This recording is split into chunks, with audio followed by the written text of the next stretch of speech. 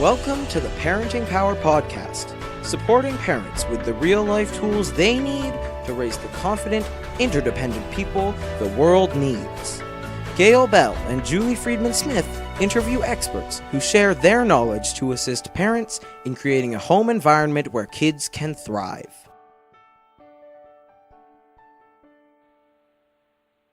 Hello and welcome to the Parenting Power Podcast. This is Julie Friedman-Smith. And I'm Gail Bell. I'll begin by telling you about our guest today. Kristyn Hall is a high-energy and knowledgeable nutritionist and dietitian and is currently the CEO, Chief Energizing Officer, and Chief Eating Officer with Energize Nutrition.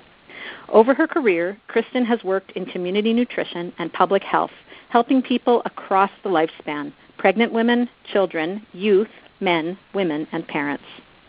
Her degrees in nutrition and psychology, her certificate in culinary arts, along with training in solution-focused counseling, motivational interviewing, and health coaching, have helped Kristyn coach people about food and nutrition to help them feel better and inspire them to use food as fuel for their vitality and wellness, one bite at a time. She'll infect you with her passion and enthusiasm for good quality food and sound nutrition. Thank you so much for joining us today, Kristyn. Thanks for having me. Kristyn, we recently saw a TV segment you did about energizing wellness while traveling for your kids' sporting activities, and we thought that our listeners would love to hear more about this. What motivated you to write that piece? It's a great question. I have two boys in competitive hockey, and between the two of them, there's usually 4 tournaments for each team each season. And so I was really motivated to write this piece after a weekend away tournament when I came home and I felt really blah. You sit and you travel to the tournament destination, you watch the 4 games, you are super sedentary most of the weekend. Plus the challenges of eating properly when you're away, let alone being at a tournament. And it wasn't just my own wellness and feeling yucky that motivated me. It was listening to the other parents lament about how sluggish and how crappy they felt after these tournament weekends. I just find that parents spend so much time caring for their kids that they often forget to take care of their own health and wellness. And traveling for kids' sporting activities over a weekend can really set our lifestyle up to feel derailed. And so I thought, it's not my style to sort of lay over like a dead dog and say, well, there's nothing we can do about it, because I feel like, no, we have to try to do something about this. So that's what motivated me to come up with this segment. Well, Gail and I can certainly both relate, and I'm sure lots of parents can, because if you've got kids involved in, whether it's arts or sports or whatever it is, we're often traveling for something to do with that. So, Kristyn, totally. What are your suggestions when it comes to the way we eat on these trips?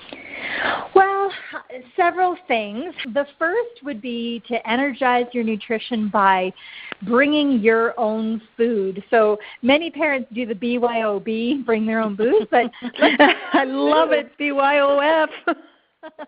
So we're not at the mercy of the foods around us.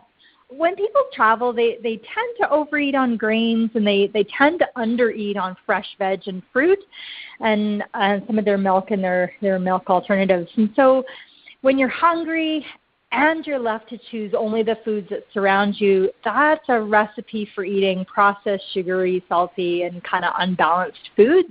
And once in a while, it's not a big deal, but just over the course of the entire weekend and over the course of the season, it doesn't make you feel great. So in terms of BYOF, bring your own food. So pack some of your own food so you don't have to eat out every single meal. So, bring along some extra vegetables, bring along some extra fruit. Include some protein-containing foods so that you'll have long-lasting energy. So things like apples or some of those easy-peel oranges, like they're super portable. Grapes, maybe some dried fruit or some of those fruit sauces. You can also bring to get like a little container of peanut butter, maybe some nuts, hummus, maybe pack in some of those yogurt, individual pots of yogurt. And a lot of those hotels will offer you a little fridge, and if they don't have a fridge, you can always just get a bucket of ice and keep your cold perishables on ice. Tuna and cracker packs, instant oatmeals, instant soups. There's all kinds of things, and I think you don't have to bring your entire can's worth of food, but just something so that you've got easy access to more balanced foods right at your fingertips. And it's not just your nutrition, it's your pocketbook as well that can really benefit from doing some of this stuff. And, at 9 o'clock or 10 o'clock at night when the kids are, maybe winding down before going to bed, they often, or my kids at this stage, still want to have a snack. And it's nice to be able to offer them something before they go to bed rather than, now we have to go and buy something else before they go to bed.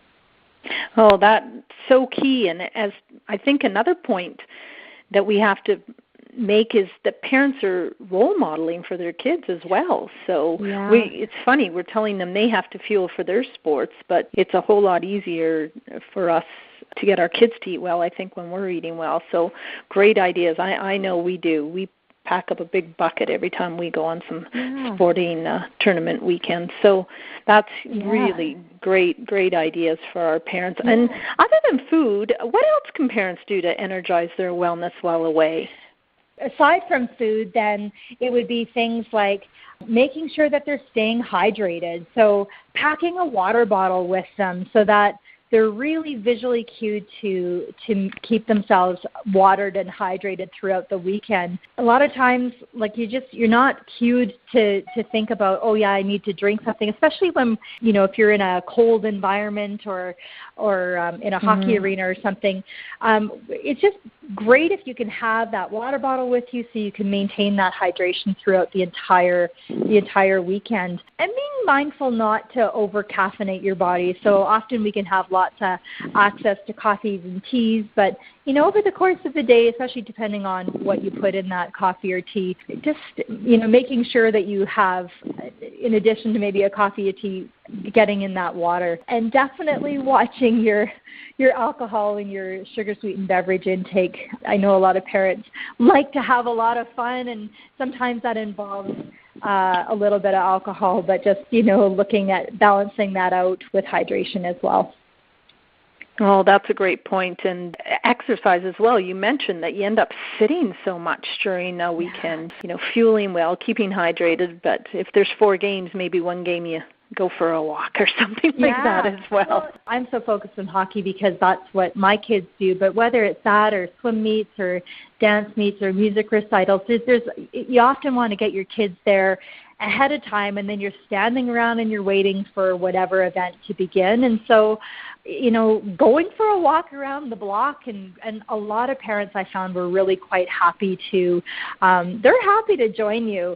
And in fact, they're often happy that someone else is feeling the same way as them. So you can, go for a walk around the block. The other things that you can do is pack along some stuff with you for your hotel room, even just packing your running shoes so that at least you have something available on hand so that you've got some proper footwear just to get out and, maybe even do a set of stairs or something. But just, keeping that in mind, it's like you'll feel so much better when you come home if you've taken care of yourself as well.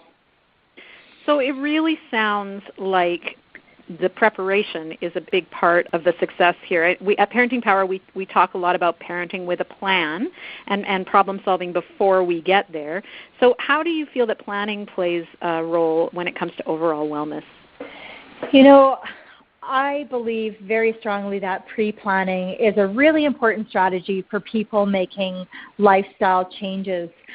Without pre-planning for this, this lack of structure and this new environment, we can really easily slip back into our old familiar habits when maybe we're actively trying to improve. And so an unpredictable and restricted environment can make change really, really challenging. So it's important to plan ahead and think ahead, like, what do you even want this situation to look like? How could it be a little bit better, and then planning ahead so that, you don't have to be at the mercy of somebody else's food choices. You don't have to be at the mercy of somebody else's schedule. Really just thinking ahead once or twice. And then once you've thought about, a couple of snack choices, then you're like, okay, the next time we just got to go pick up these following items. And it can just feel really exciting for kids to be thinking about eating well in a way that enhances their so-called performance. So,